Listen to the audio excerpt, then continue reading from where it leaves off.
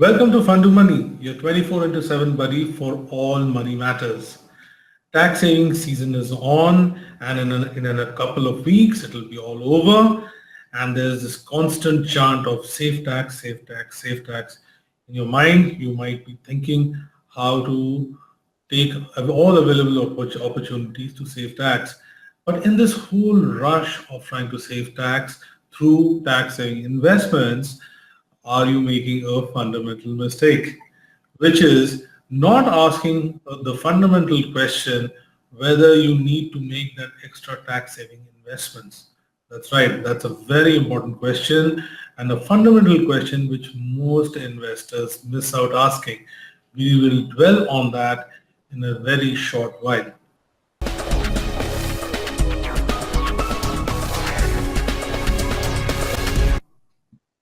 Do I need to make a tax saving investments?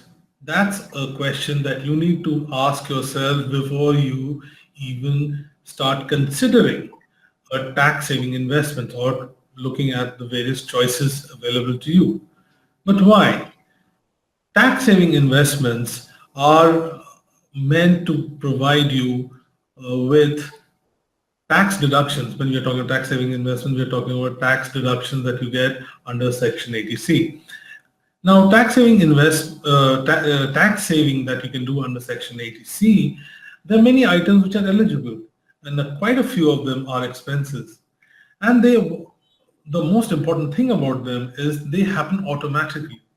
Now, when you're all set to make a tax saving investment, figure out whether these items have actually exhausted your tax saving quota under Section 80C, which is 1.5 lakhs every year. Now, which are these items or expenses, if we were to put it, which sort of exhaust that limit of 1.5 lakh? Number one is your provident fund. Now, you'll be surprised to know how much of the Section 80C gets used up by provident fund.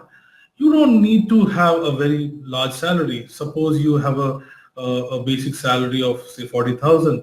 That will probably account for about a little more than say 57,000 rupees of the 1.5 lakhs under Section 80C.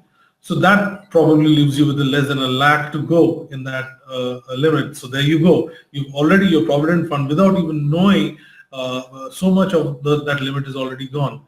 Now, if you have taken a home loan, you might be aware that principal repayment part of your EMI is eligible for Section 80C deduction.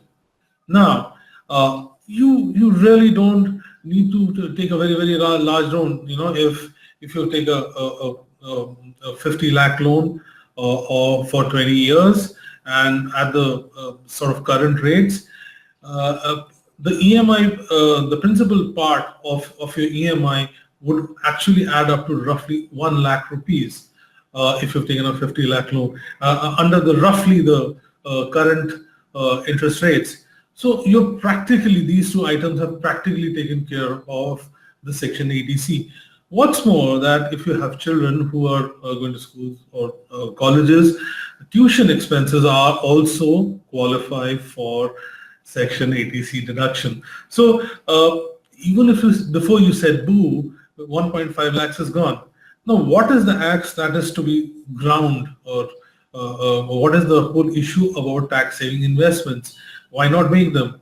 My point is slightly different. At Fund to Money, we would argue that why only tax saving investments? When you have lots to choose from, why would you then just choose an investment which also provides you tax, but you cannot really claim? When these deductions you can claim from these expenses.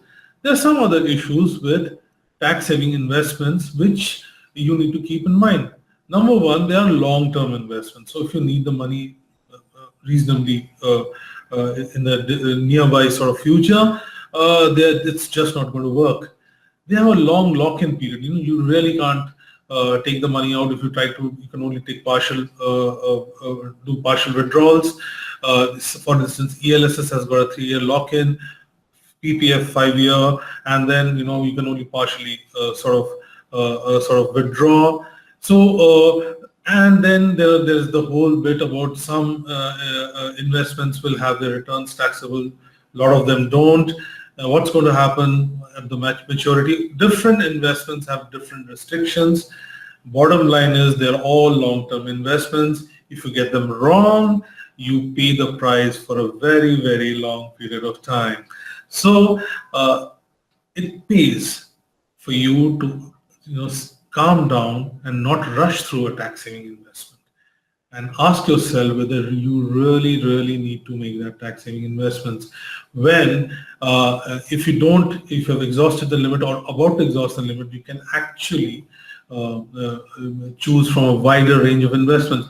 By the way, there's one point I probably missed out, which is if you've already been making tax saving investments and you have got yearly sort of obligations like life insurance premium, that further draws on that 1.5 lakh limit.